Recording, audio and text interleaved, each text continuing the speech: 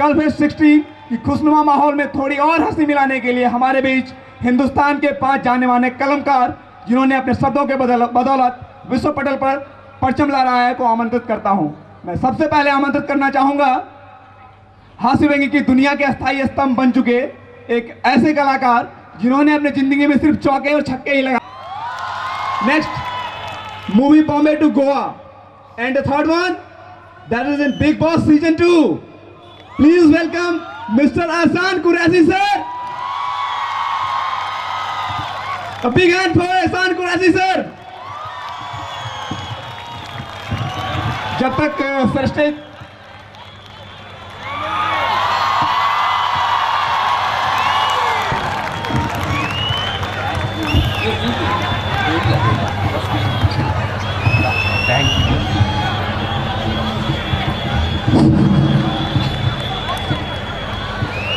NIT के students तो छा गए।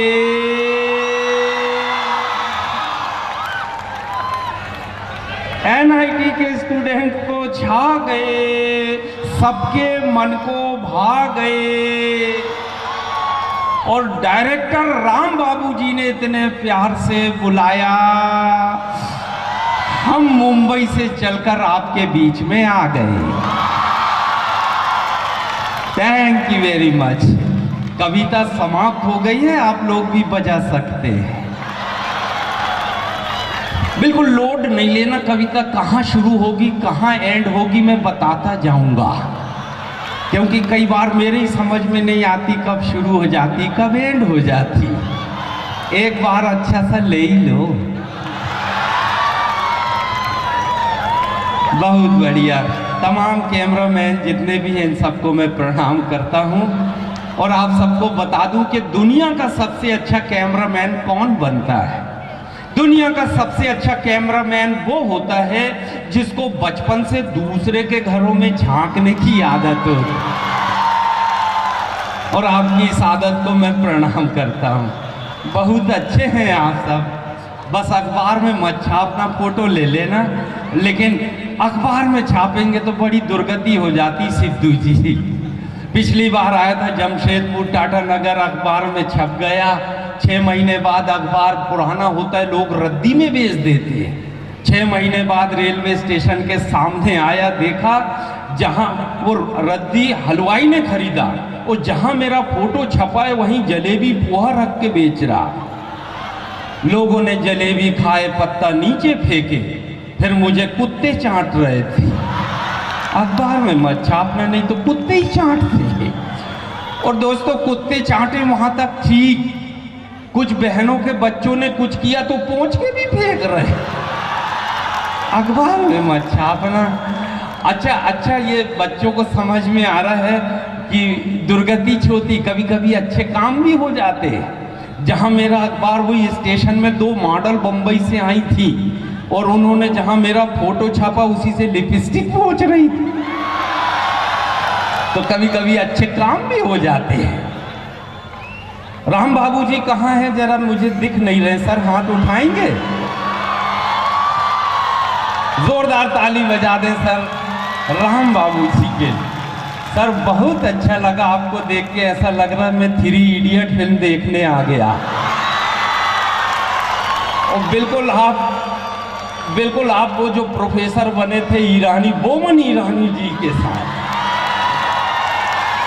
अच्छा, राम बाबू जी से जब फोन पे बात हो रही थी तो समझ में नहीं आ रहा था सर कैसे दिखते होंगे, क्या हाइट होगी, क्या हेल्थ होगी, पर्सनालिटी होगी कि पर्सनालिटा होगा, समझ में नहीं आ रहा था सर। मगर मैंने कैसा सोचा और आप कैसे निकले, 2 लाइन सुनाता हूँ सर के सम्मान में। राम बाबू जी तो महान हैं, राम बाबू जी तो महान हैं, पूरे कॉलेज की शान है। और हम तो समझ रहे थे देवानंद होंगे, मगर ये तो दबंग के सलमान खान है। थैंक यू वेरी मच, मेरा पेमेंट पक गया।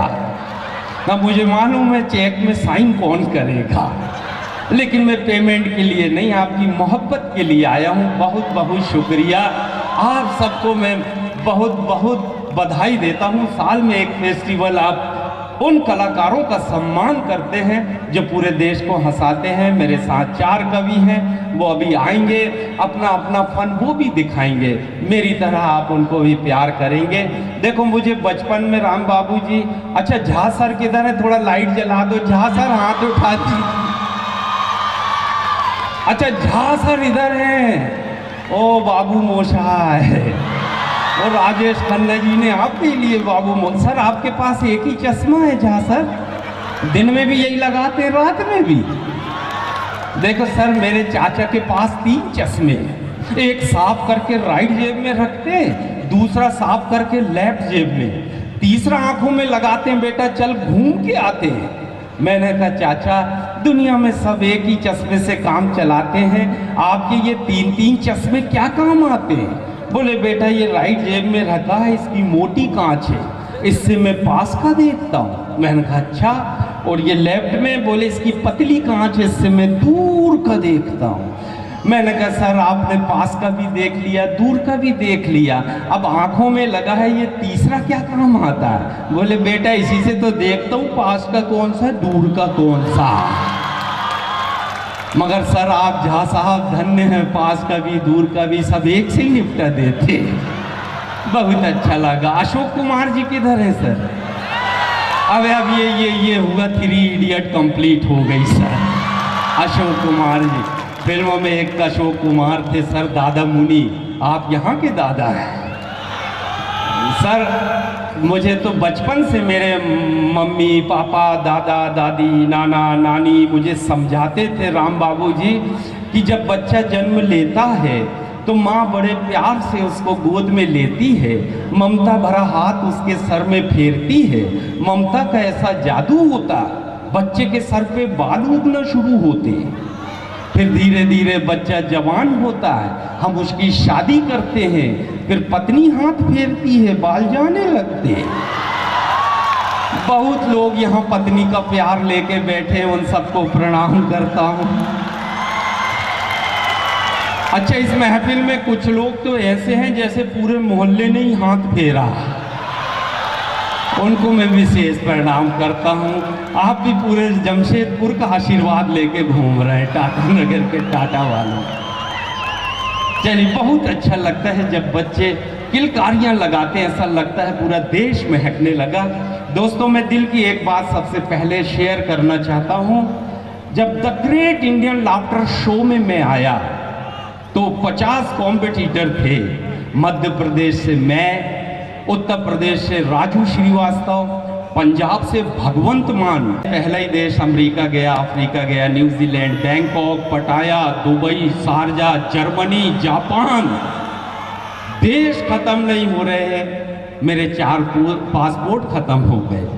लेकिन एक बात मैं दिल की आप सबके साथ शेयर करता हूं, इन 24 देशों में एक देश भी भारत जैसा नजर नहीं आया। इस माटी को सलाम करता हूं, इस देश को प्रणाम करता हूं और 4 लाइन इस देश के लिए सुनाता हूं कि दुनिया में ये देश महान क्यों है।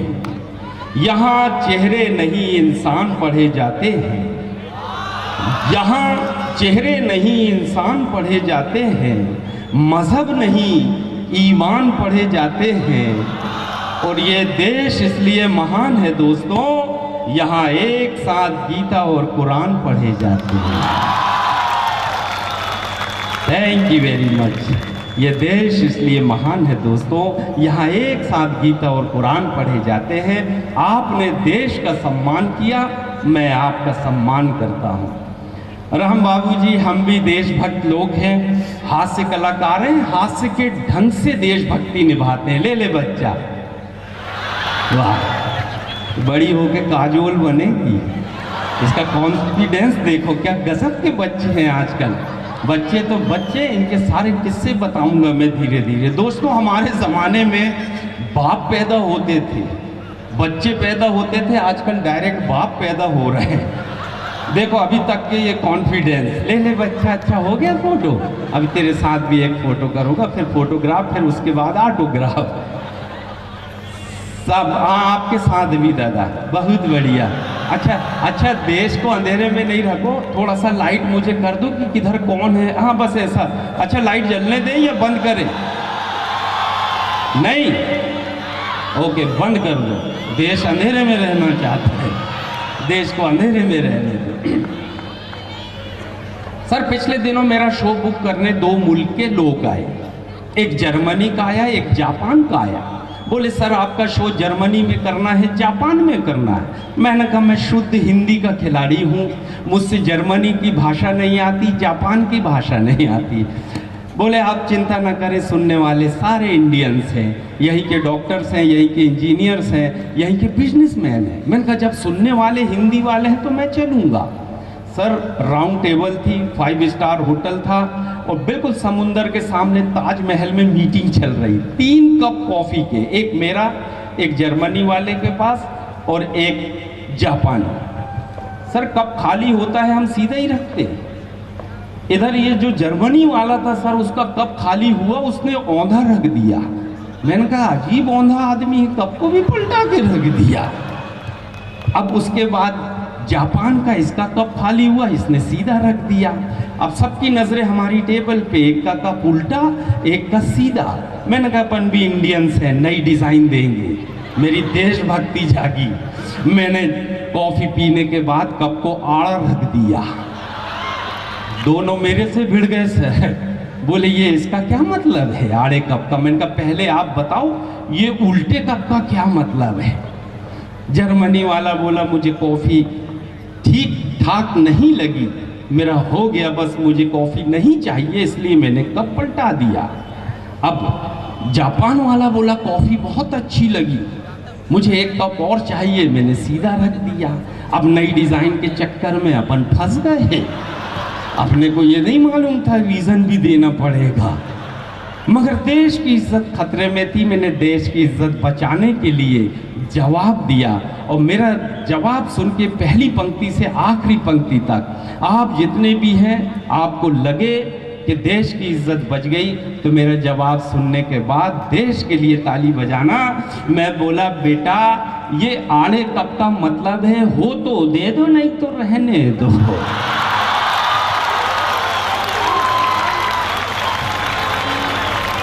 Thank you very much. आपने देश का सम्मान किया, मैं आपका सम्मान करता हूँ और सबसे बड़ा सम्मान मैं इस मोहल्ले का करता हूँ। मेरे हृदय में सर महिलाओं का बड़ा सम्मान है। मैं महिलाओं का बड़ा सम्मान करता हूँ क्योंकि मेरा अपने घर में बहुत सम्मान है। मेरी पत्नी इतना प्यार करती, मुझे इतना प्यार करती है, जब तक मैं घर नहीं जाता खाना ही नहीं खाती। और खाएगी भी कैसे, जाके बनाऊंगा जब तो खाएगी। मैं महिलाओं का बड़ा सम्मान करता हूँ। वो बहुत अच्छा लगता है इस मोहल्ले को देखकर। ये देश की रौनक है, कॉलेज की रौनक है। ईश्वर इनको, अरे क्या बात है, ये मोहल्ले को बड़ा अच्छा लग रहा। नहीं, मैं महिलाओं का इसलिए भी सम्मान करता हूँ। देखो मैं जैसे ही इंडस्ट्री में गया दोस्तों, फिल्म इंडस्ट्री में 3 महान महिलाओं के साथ काम करने का मौका मिला। बड़ी पवित्र, संस्कारित और धार्मिक महिलाओं के साथ काम किया। तीनों का फोटो मेरे जेब में है। मेरे घर में ये तीनों के फोटो लगे हैं सर। सबसे पहले इनको अगरबत्ती दिखाता हूँ, फिर शूटिंग पे जाता हूँ। मैं उन 3 महान महिलाओं के नाम गिनाता हूँ, आप आनंद लेना। सबसे पहली मल्लिका शेरावत, नंबर 2 राखी सावंत और तीसरी महान धार्मिक सनी लियोनी। बड़ी पवित्र और संस्कारित लड़कियां हैं सर। रुमाल हम लोग खरीदते हैं पसीना पोंछने को, मल्लिका रुमाल खरीदती है सर कपड़े सिलाने को। और रुमाल का काम कितना रहता है, हम लोग बाजार जाते हैं, कभी थैला नहीं ले गए, टमाटर बांध के ले आते हैं, 1 किलो टमाटर रह जाते हैं। गर्मी लगती पसीना पोंछते हैं, ठंडी लगती है कान में लपेट लेते हैं, धूप लगती है सर पे लगा लेते हैं। बस रुमाल का काम इतना है। मगर मल्लिका शेरावत रुमाल खरीदती कपड़े सिलाने के लिए। कपड़े लेके रुमाल लेके दर्जी के पास गई, भाई साहब मेरा सूट सिल दो। दर्जी बदमाश था, जमशेदपुर का था, हाँ टाटा जी के शहर का था। यहाँ के बहुत सारे दर्जी हमारे यहाँ लोखंड वाला फिल्म इंडस्ट्री में है। दर्जी ने 5 बार रुमाल का साइज देखा, फिर मल्लिका का साइज देखा, फिर रुमाल का साइज देखा, फिर मल्लिका का साइज देखा और धीरे से बोला, बहन जी बाकी का कपड़ा बचेगा तो क्या करूँगा। मल्लिका बोली, तू बच्चे की नेकर सी लेना। गजब गजब का देश, गजब गजब के लोग। इनको गाने भी वैसे ही मिलते हैं। मल्लिका शेरावत तो छा गई, रसिया बन के फिल्म में आ गई। अच्छा बार बार सर मैं इस टोन का इसलिए इस्तेमाल करूंगा ताकि आप लोगों को लगे मैं ओरिजिनली हूँ। हाँ आजकल मेरे डुप्लीकेट निपटा के चले जाते। मेरे को तो रांची एयरपोर्ट पे उतरा, वहीं मेरा एक डुप्लीकेट टकराया। टैक्सी वाला, भाईजान आपकी स्टाइल में सुनाता हूँ, खूब कमाता हूँ। मैंने कहा मुझे भी सुना और कुछ मुझसे भी कमा। अब सर लाइन उसकी थी और स्टाइल मेरा था। रांची एयरपोर्ट में भीड़ लग गई, उसने शुरू कर दिया, पानी नहाना है तो नदी में आओ। मैंने कहा बेटा इतनी गर्दन मेरी भी नहीं हिलती। बोले मेरी हिलती तो पेमेंट मिलता। हाँ मैंने कहा फिर तो गर्दन हिला। पानी नहाना है तो नदी में आओ, किनारों में क्या रखा है, ओ प्यार करना है तो बाहों में आओ, इशारों में क्या रखा। पूरे मोहल्ले को मजा आ गया, इनका टेस्ट समझ में आ गया। सर मैंने उसको समझाया, मैंने कहा देख बेटा पूरा देश तुझको प्यार करेगा जैसे मुझे करता है, इसकी दूसरी लाइन बदल ले। अब मैंने इस मोहल्ले की तरफ से दूसरी लाइन चेंज किया और आप सबको लगे कि दूसरी लाइन ठीक ठीक है, तो अब आप लोग ताली बजाना सुनने के बाद। मैंने कहा देख पहली लाइन तो वैसा ही पढ़, पानी नहाना है तो नदी में आओ, किनारों में क्या रखा है, ओ प्यार करना है तो देश को भी करो, ऐसी वैसी बातों में क्या रखा है। प्यार करना है तो देश को भी करो, ऐसी वैसी बातों में क्या रखा है। बहुत अच्छा लगा आप सबके बीच में आया, आप लोगों ने बड़ा प्यार दिया सर। जहां बात करो वहां से हंसी आती है। सर इस देश ने 3 महान बापू पूरी दुनिया को दिए। 2 बापू तो सबसे महान हुए, एक तो हमारे महात्मा गांधी जी जिन्होंने भजन लिखा, रघुपति राघव राजा राम, वो जेल में चले गए आशाराम। एक अपने कर्मों से कहा और दूसरे कर्मों से कहा। बापू को जैसे ही मालूम हुआ आशाराम जी को राधा माई अंदर आने वाली, बाजू के रूम की सफाई शुरू करवा दी, अपनी जमानत की बेल की एप्लीकेशन कैंसिल करवा दी। इस देश में बड़े चमत्कार होते हैं सर, मगर सबसे अच्छे मुझे लगते हैं तो बाबा रामदेव। इस देश को बहुत संस्कार दिए, बहुत सी दवाएं दी, बहुत से योगा दिए। डॉक्टर के पास मरीज पहुंचा सर सुबह सुबह, मुझे सांस लेने में तकलीफ होती है। बोले बेटा सुबह कितने बजे उठता? बोले सुबह 10 बजे उठता हूँ। डॉक्टर साहब बोले देख बेटा, इस देश में बाबा रामदेव के भक्त सुबह 5 बजे उठ के सारा ऑक्सीजन सोख लेते हैं। 10 बजे तो कार्बन डाइऑक्साइड ही मिलता।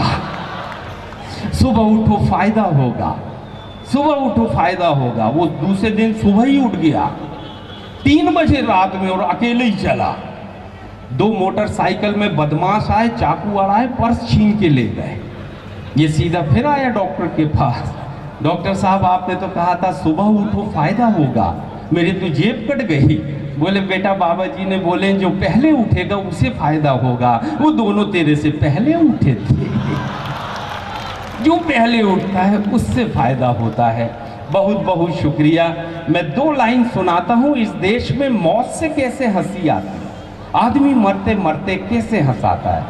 आपको पसंद आए तो ताली बजाना, पसंद ना आए तो ज़्यादा बजाना, ऐसा लगना चाहिए सारे समझदार लोग हैं। 2 लाइन से हंसी कैसे इस देश में मरते मरते।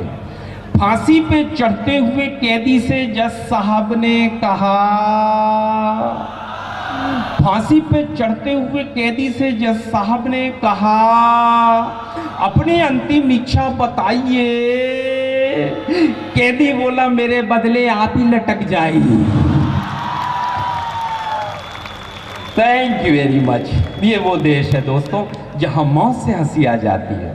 आप सबको मालूम होगा कि दुनिया का सबसे बड़ा गणेश विसर्जन मुंबई शहर में होता है, और मैं गणेश विसर्जन के दिन ट्रैफिक जाम में फंस गया मलाड के पास, जो मुंबई जाते होंगे। मैं रहता लोखंड वाला में हूँ, सारे फिल्म स्टार वहीं रहते हैं, और मलाड वहाँ से 5 किलोमीटर दूर। जब मैं 12 बजे रात तक हिलने की भी जगह नहीं मिली तो बाजू में शमशान घाट था, कब्रस्तान। वॉचमैन निकल के आया, बोले सर आप टीवी पे आते हैं? मैंने कहा हाँ। बोले लोखंड वाला रहते हैं? मैंने कहा ये भी तुझे पता है? बोले हाँ। सर रात भर रास्ता बंद रहेगा, चाबी मुझे दीजिए, आप घर जाइए, मैं दिन में गाड़ी पहुंचा दूंगा। मैंने कहा मगर मेरे बाप मैं जाऊंगा कैसे? बोले ये शमशान घाट के अंदर से 5 मिनट में उस पार लोखंड वाला आपका घर। मैंने कहा इतना शॉर्टकट तो मुझे भी नहीं मालूम था। पहली बार कब्रिस्तान से घर गया, चाबी दिया और बीच कब्रिस्तान से घर जा रहा था, देखा कि एक आदमी कब्र के ऊपर बैठा। पहले तो मैं डर गया, फिर मैंने कहा इसको समझाता हूँ कि ये कब्र पे क्यों बैठा है। मैं पास में गया, मैंने कहा बेटा तुझे डर नहीं लगता, रात के 12 बजे कब्र के ऊपर बैठा है?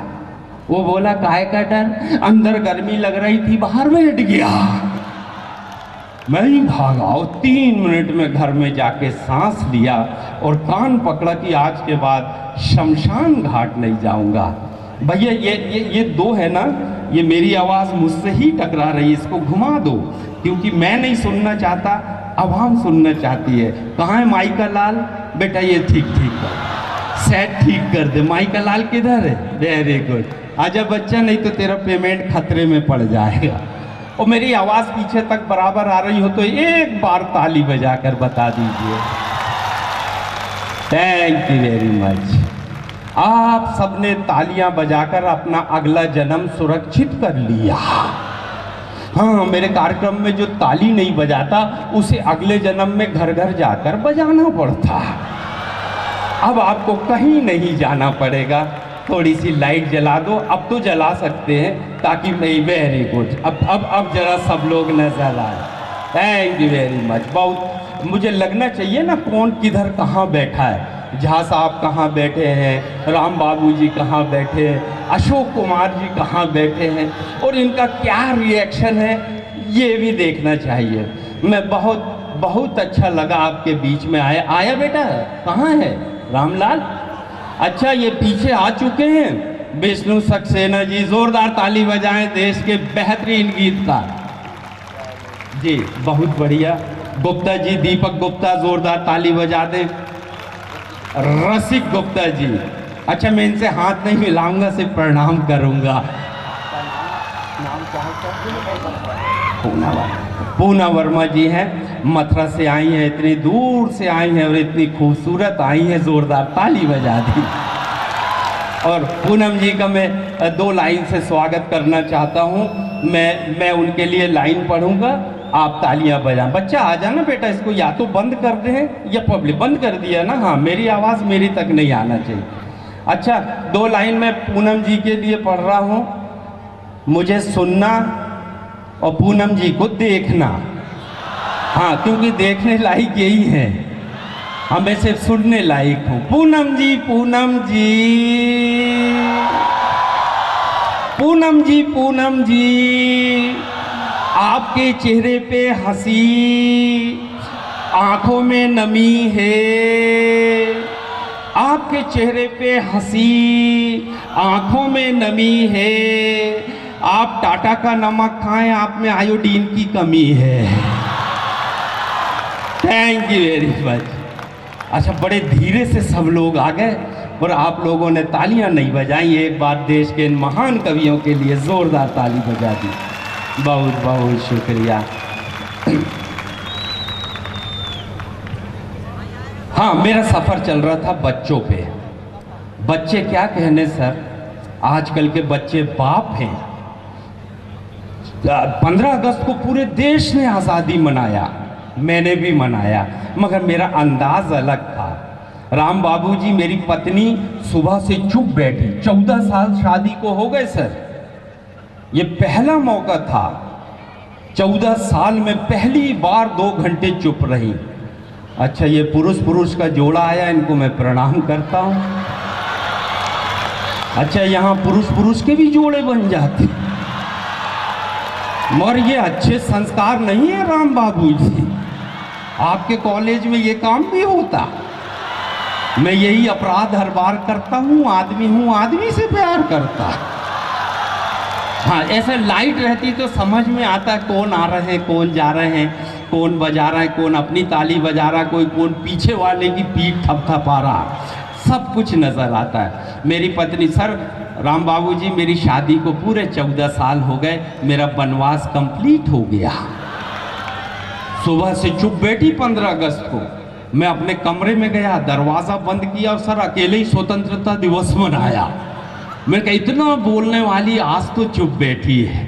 मगर दूसरे घंटे में मुझे पसीना आ गया, मैं बाहर निकला, मेरा बच्चा होमवर्क कर रहा। मैंने बच्चे से पूछा, बेटा तेरी मम्मी चुप क्यों बैठी है, रोज़ा रखा है? बोले नहीं। मैंने कहा उपवास रखी होगी? बोले वो भी नहीं। मैंने कहा अच्छा मौन व्रत होगा? बोले पापा वो भी नहीं। मैंने कहा तेरी मम्मी चुप क्यों बैठी है? मेरा बच्चा बोला पापा मम्मी ने लिप गार्ड मांगी, मैंने फेविक्विक दे दिया। कभी कभी मेरे बच्चे ही निपटा देते हैं। अच्छा, 2 जोड़े फिर से आ गए हैं, इनको भी मैं प्रणाम। एक जोड़ा भर सही है जो सही संस्कार से साथ यहाँ पर आए हैं, जोरदार ताली बजा दें। अच्छा, बाकी मैं तो परिचित नहीं हूँ, आप सब परिचित हैं। तो ऐसे ऐसे बच्चे हो गए सर, बात करते हुए डर लगता है बच्चों से। एक बच्चे अपने दादाजी के साथ मॉर्निंग वॉक को निकला, सामने से टीचर आ रहे। दादाजी बोले बेटा छुप जा, तू 3 दिन से स्कूल नहीं गया, तुझे मारेंगे। बच्चा बोला दद्दू आप भी छुप जाओ। बोले मैं क्यों छुपूं, कोई मैं स्कूल जाता हूँ? बोले नहीं, आपका देहांत हो गया यही बोल के तो छुट्टी लिया। कब कहाँ निपटा दे सर, ये पीढ़ी बोल नहीं सकते। बड़ी खतरनाक पीढ़ी आज हमारे सामने है, लेकिन मैं प्रणाम करता हूँ इनको, ये देश के भविष्य है। आगे चलकर यही, अच्छा इस जोड़े को भी प्रणाम करता। बहुत अच्छा, एक की हाइट अमिताभ बच्चन जैसी, एक जया भाद्री से। ये अच्छे संस्कार नहीं हैं झा साहब। ये क्या हो रहा है, ये सब पश्चिम बंगाल की संस्कृति इधर आ गई है। बाबू मोशाय, मैं पढ़ता रहता हूँ, बीच बीच में आते रहते हैं, कोई बात नहीं। चलिए मैं एक मन की कविता आप सबको पहुँचाता हूँ। राम बाबूजी, इस देश में एक शहर है हैदराबाद, एक लड़की ने वहाँ जन्म लिया, उसका नाम है सानिया मिर्ज़ा। कितने फैन हैं। उस लड़की को इस देश ने मान दिया, सम्मान दी, पहचान दी, इंटरनेशनल पहचान मिली। उस लड़की ने शोएब, पाकिस्तान के शोएब से शादी कर ली, जिसके नाम में ही 100 ऐब। हाँ, एक ऐब नहीं, 100 ऐब। मैच फिक्सिंग में अलग, शादीशुदा भी था। अच्छा, ये सानिया का पर्सनल मैटर है, वो कहीं शादी करे, जर्मनी, जापान, इंग्लैंड, लेकिन पाकिस्तान से नहीं करना था, क्योंकि भगवान इतना बुरा पड़ोसी किसी को न दे जितना बुरा हमको मिला। जब कभी उनको मोहब्बत के फूल भेजो, उधर से आतंकवादी आते हैं। अटल जी ने मोहब्बत की बस भेजी, उधर से कारगिल का युद्ध आ गया। और सबसे शर्मनाक घटना तो यह, हमारे सोते हुए सैनिकों के सर काट के ले जाना। इससे घिनौना काम जिंदगी में कहीं हो नहीं सकता। लेकिन शायद वो इसलिए सर ले गए होंगे, उन्होंने सुना है कि इंडियन आर्मी के जो जवान हैं, इनके सर में ऐसा क्या भरा है जो कट तो सकता है मगर झुक नहीं सकता, ये देखिए। मैं उन तमाम सैनिकों को और उनकी शहादत को प्रणाम करता हूँ। और बचपन में राम बाबू जी मैंने कहावत सुनी थी, जो दूसरे के लिए गड्ढा खोदता है एक दिन खुद गिरता है। इन्होंने दूसरे आतंकवादियों को पनाह दी। आज वो आतंकवादी उनके स्कूल में बम फोड़ रहे हैं, उनकी मस्जिद में बम फोड़ रहे हैं। वो जो शहीद हो रहे हैं बच्चे, वो भी हमारे भाई हैं। दुख हमको भी होता है, मगर गलती तुम्हारी थी, तुमने पनाह दी। दुनिया का सबसे बड़ा आतंकवादी लादेन भी वही मिला, इससे बड़ा और क्या सबूत होगा। मैंने 4 लाइन उस दिन लिखी जिस दिन सानिया मिर्ज़ा विदा हो रही हैदराबाद से। मैंने 4 लाइन का मज़ा लेना। सानिया जी, सानिया जी, सानिया जी, सानिया जी, गजब ढा रही हो। टेनिस का रैकेट क्रिकेट के बैट से टकरा रही हो। क्या टाटा नगर वालों को लकवा लग गया है जो हम सबको छोड़ के पाकिस्तान जा रही हो? क्या इस देश के जवानों को लकवा लग गया है जो हम सबको छोड़ के पाकिस्तान जा रही हो? अगर क्रिकेट प्लेयर से शादी करना था तो इस देश के एक खिलाड़ी का नाम लेता हूँ, आपके बीच का खिलाड़ी है। नाम पसंद आए तो ताली बजाना उस खिलाड़ी के लिए। सानिया जी, अगर आप ये मानती हो क्रिकेट खिलाड़ी में दम है, अगर आप ये मानती हो क्रिकेट खिलाड़ी में दम है, तो अपना यूसुफ पठान कौन सा कम है? वो भी मुस्लिम था, आप भी मुस्लिम थी उस टाइम, वो भी कुंवारा था, आप भी कुंवारी थी, मामला यहीं सेट हो जाता। और शादीशुदा से ही शादी करना था तो एक नाम और लेता हूँ, अगर पसंद आए तो सम्मान करना। सानिया जी, आपकी नज़रों में शादीशुदा आदमी एकदम खरा है। यदि आपकी नज़रों में शादीशुदा आदमी एकदम खरा है तो फिर एहसान कुरैशी कौन सा गोरा है?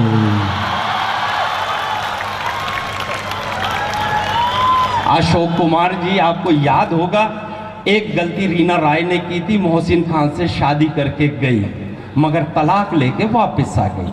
सर, सरहद के उस पार के संस्कार मुझे नहीं मालूम, मगर इस देश के संस्कार मैं जानता हूँ। एक बार हमने 7 फेरे लगा लिए तो हम 7 जन्मों तक साथ निभाते हैं। ये इस देश की संस्कृति है और ये हमारे देश का धर्म है।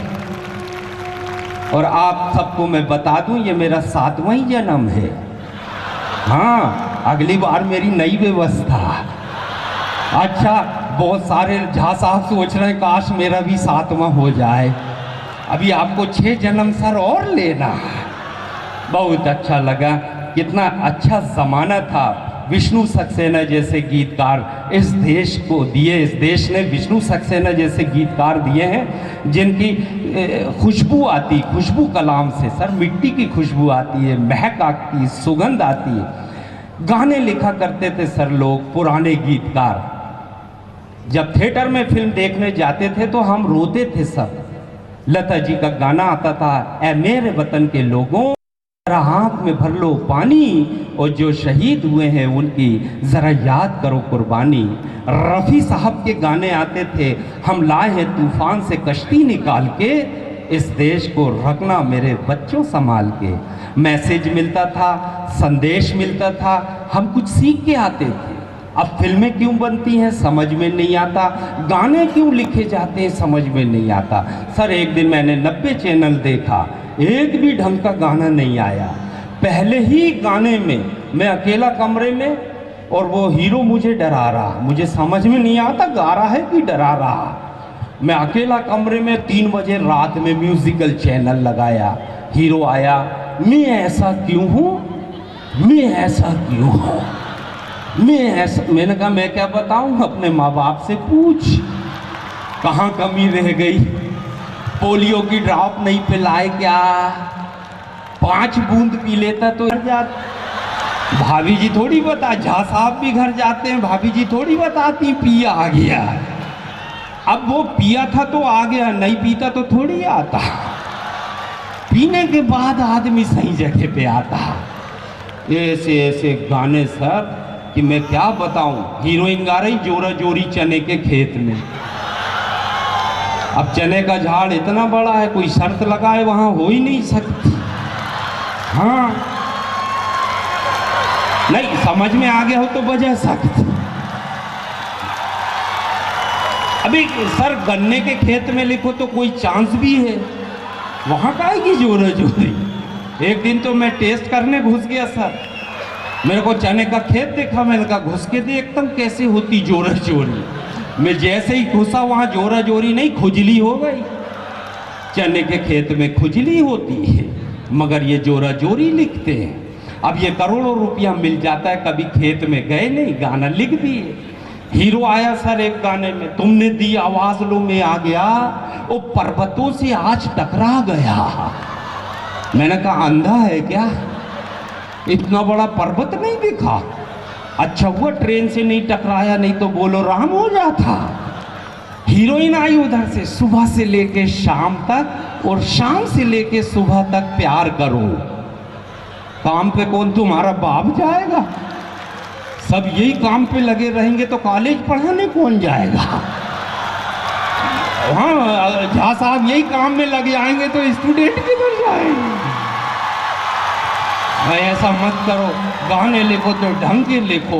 हैं इतने 90 गाने सुना, एक गाना तो आप लोगों के शहर के लिए, जमशेद जी टाटा नगर, दुनिया का एक ऐसा हिंदुस्तान का अजीब व गरीब शहर जिसकी गवर्नमेंट की नगर पालिका नहीं, टाटा जी की अपनी नगर पालिका है। ऐसा नगर जहां स्वच्छ भारत का प्रमाण पेश करता है ये शहर। आप सबको बहुत बहुत बधाई। एक गाना आपके शहर के लिए सुना, हीरोइन ने गाई सर, राम बाबू जी, मैं दिल्ली से गई पूना, पूना से मैं मुंबई से गई पूना, पूना से गई दिल्ली और दिल्ली से गई पटना, फिर भी ना मिला सजना। अब तू बताओ, जमशेदपुर तो आई नहीं, सारे सजना तो यहीं बैठे। हाँ यहाँ पर आना और अच्छा सा सजना उठा के ले जाना। कोई पसंद ना आए तो झा साहब तो सबसे अच्छे सजना, झा साहब को उठा के ले जाना। वो पसंद ना आए तो अशोक कुमार जी को ले जाना, और नहीं तो राम बाबू तो राम जी। बहुत बहुत बढ़िया। ये सारे गाने तो मैं 90 बता सकता हूँ। कोई ढंग के गाने नहीं, क्यों लिखते? लाने के बाद फैशन शो देखते, रात के 3 बजे फैशन शो देख रहे। उनका पोता उठ के आ गया, दद्दू क्या देख रहे, अंधेरे में इनका रिमोट नहीं दिख रहा।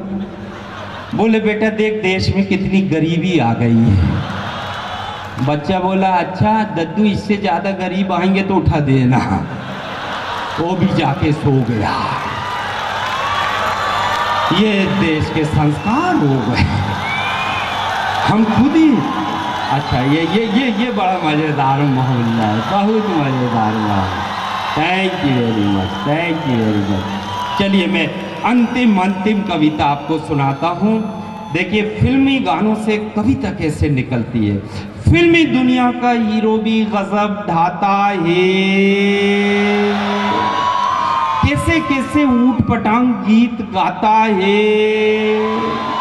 एक हीरो हीरोइन के पीछे पीछे आया और बड़े प्यार से गीत गाया, मैं तुझे तेरी खुशबू से पहचान लूंगा।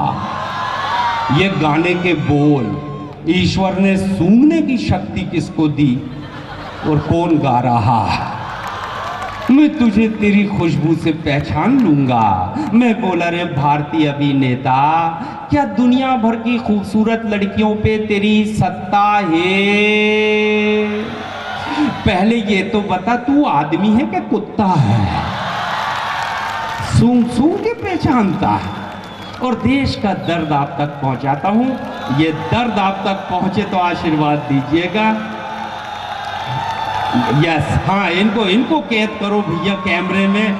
ये एक बार बढ़िया, ये पूरे देश में जाना चाहिए बच्चों का उल्लास। Thank you very much. एक लाइट जला दो भैया बच्चों पे, शानदार सब। Very good. बहुत सारे चश्मे चमक रहे हैं बच्चों के। सब पास वाले हैं कि दूर वाले हैं? अच्छा पास के भी दूर के भी हैं, सारे काम हो जाते हैं। देश का दर्द इन लाइनों से सुनाता हूं। क्या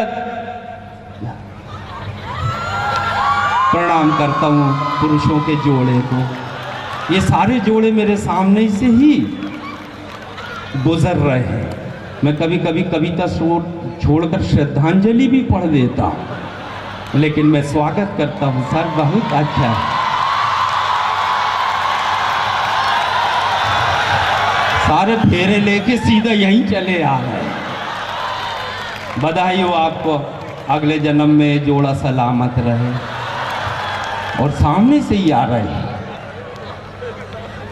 क्या दुनिया भर की खूबसूरत लड़कियों पे तेरी सत्ता है? पहले ये तो बता तू आदमी है कि कुत्ता है? यदि तेरी नाक में जान है तो फिर तू कश्मीर जा और सारे आतंकवादियों को सूंघ सूंघ कर पकड़ कर बता। उसके बाद तू मुंबई और गुजरात में आना, ट्रेन जलाने वालों को पकड़कर बताना, तब जानू तेरी नाक में जान है और तू जासूसी कुत्तों से भी महान है। तू जासूसी कुत्तों से भी महान है। बहुत बहुत शुक्रिया। कार्यक्रम जिस समय पे शुरू होना था उसी समय पे शुरू हुआ है। कार्यक्रम अब आगे चलेगा। आगे का संचालन इन 4 में से केवल एक करेंगे, गुप्ता जी। हाँ, रसिक गुप्ता जी आएंगे। अब वो बताएंगे कि इसके बाद कौन आएगा, इसके बाद कौन आएगा। जाते जाते मैं दिल की एक बात शेयर करके जाता हूँ आप लोगों के सामने। दोस्तों देखो, हम अपनी ज़िंदगी की बहुत गाढ़ी कमाई बच्चों पे खर्च करते हैं। हॉस्टल लाइफ देते हैं, एजुकेशन लाइफ देते हैं, डॉक्टर इंजीनियर बनाते हैं, ये बनते भी हैं। वहीं लव मैरिज करते हैं और अपने लाइफ पार्टनर को लेके फॉरेन चले जाते हैं 5 या 10 साल का पैकेज लेके। लेकिन बूढ़ी माँ जिसने जन्म दी, 9 महीने पेट में रखी, गीले में सोई, सूखे में सुलाई, भाषा नहीं जानती थी, खाना खिलाई, चलना सिखाई, उस बूढ़ी माँ को छोड़ के ये जाते हैं नौकरों के भरोसे। एक दिन नौकर जहर मिला के खिलाता है, उसकी हत्या घर लूट के जाता है। ये देश की कहानी। लेकिन नोएडा जैसे समाचार पूरे कांटे खड़े कर देता। वहाँ के बदतमीज नौकर चाकू से गला रेत कर घर लूट कर जाते हैं। कवि ने कहा, उसकी दुआ कभी खाली नहीं जाती, बद्दुआ उसकी कभी टाली नहीं जाती। उसकी दुआ कभी खाली नहीं जाती, बद्दुआ उसकी कभी टाली नहीं जाती। एक माँ 4 बच्चों को पाल लेती है, 4 बच्चों से एक माँ पाली नहीं जाती। माँ के नाम पर समाप्त करता हूँ और आपका आशीर्वाद लेके जा रहा हूँ। हमेशा याद रखूँ दोस्तों, माँ का दामन मत छोड़ना। माँ का आशीर्वाद आपके साथ है, जिंदगी सफल होगी। इसी तरह की कविताओं के लिए फेमस है हमारे विष्णु सक्सेना जी। आप सुनेंगे तो आपको याद आ जाएगा वो दौर। हिंदुस्तान में केवल 2 हस्तियां हैं जो रंगीन गज़लों के लिए, रंगीन दोहों के लिए जाने जाते हैं। विष्णु सक्सेना नंबर 1 और कुमार विश्वास नंबर 2। 1 नंबर आज आपके बीच में आए हैं, इनको सुनकर आनंद लीजिएगा। मैं बड़े प्यार से रसिक जी को बुलाता हूं, आप सम्मान करें। रसिक गुप्ता जी आगे का संचालन करेंगे। Thank you very much.